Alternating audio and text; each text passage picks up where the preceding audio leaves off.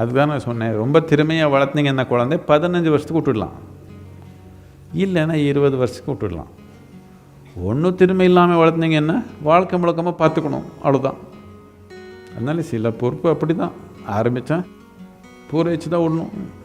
என்னத்துக்கு அவர் ஒன்றும் கேட்டு வரலையே, குழந்தை ஒன்றும் உங்கள் கேட்டு வரல, நீங்கள் தானே பண்ணிட்டீங்க, அதனால் நீங்கள் தான் பார்க்கணும். அது அப்படின்னு நான் வாழக்கூடாதான்? அதுலேயும் வாழ்க்கை இருக்குது. வாழணுன்னா ஏதோ ஒரு குறிப்பிட்ட செயல் செய்யணும்னு இல்லை, நம்ம உணர்வு நிலையில் முழுமையாக உணரணும் தானே. வாழ்கிறதுன்னா என்னன்னு கொஞ்சம் ஆழமாக பார்த்துக்குங்க.